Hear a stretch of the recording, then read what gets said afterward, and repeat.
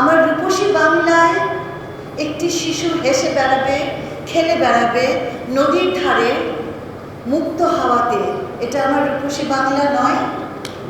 সেই বাংলাকে কে রক্ষা করবে?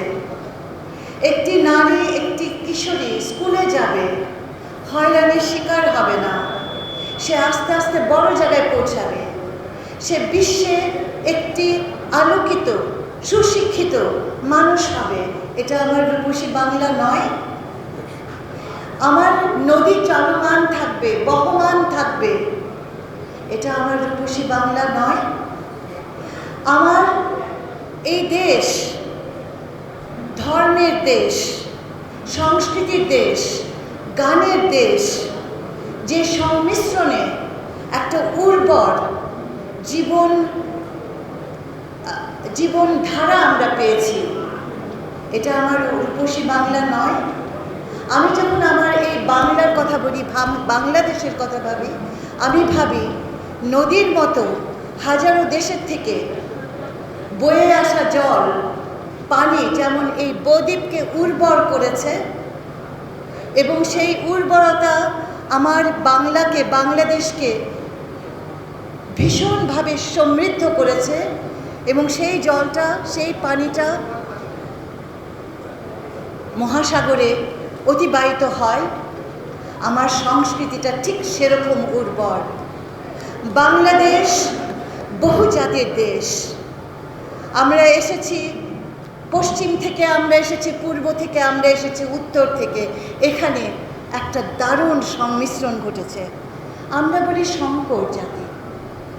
এই সংমিশ্রণের ধারাটা যেন আমরা ধারণ করতে পারি, কারণ এটা আমাদেরকে অনেক বিশাল করে, বড় করে, মুক্ত করে, সব কিছুকে গ্রহণ করার শক্তি দেয়।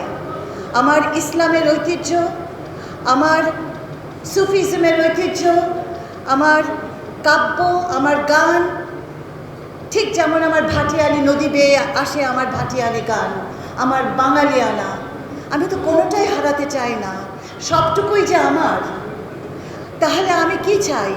যে রূপসী বাংলা এখানে আপনারা সংরক্ষণ করবেন, সেই রূপসী বাংলা যেন এমনই সুন্দর হয়, এমনই বিশাল হয়, এমনই সমৃদ্ধ হয়। আপনাদের কাছ থেকে আমার একটা ছোট্ট দাবি আছে, সেটা হচ্ছে এই মুহূর্তে আমার দেশের বাচ্চারা, নারী, তরুণ সমাজ, ছেলেমেয়েরা খুব সংকটে আছে, নানান রকমের অত্যাচারে, নির্যাতনের শিকার হচ্ছে। আপনারা শুধু নির্যাতনের বর্বরতার ছবি নয়, আমাদেরকে আশার আলো দেখান, এই বাচ্চাদের পাশে দাঁড়ান, আমাদের সাথে, আমাদের মন্ত্রণালয়ের সাথে, যেই মন্ত্রণালয় কি বলে ম্যান্ডেট, আমার ম্যান্ডেট, কিন্তু এই ম্যান্ডেট তো আমার একার নয়। আমাদের দেশের শিশুকে সুরক্ষিত রাখার দায়িত্ব একটা ছোট্ট মন্ত্রণালয় করতে পারে না। এটা সকল মানুষকে করতে হবে, জাতিকে করতে হবে।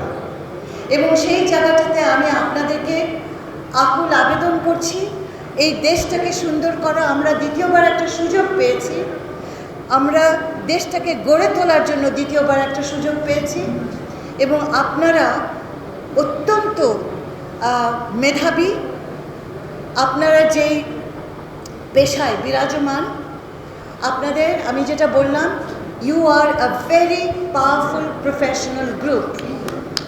সেই ক্ষমতাটা নিয়ে আপনারা আমাদের পাশে দাঁড়ান, আমরা দেশটাকে সুন্দর করি, নতুন করে গড়ে তুলি। ধর্ম, বর্ণ, রাজনীতির সকল ঊর্ধ্বে গিয়ে দেশকে ভালোবাসার রাজনীতি হোক আমাদের একমাত্র রাজনীতি।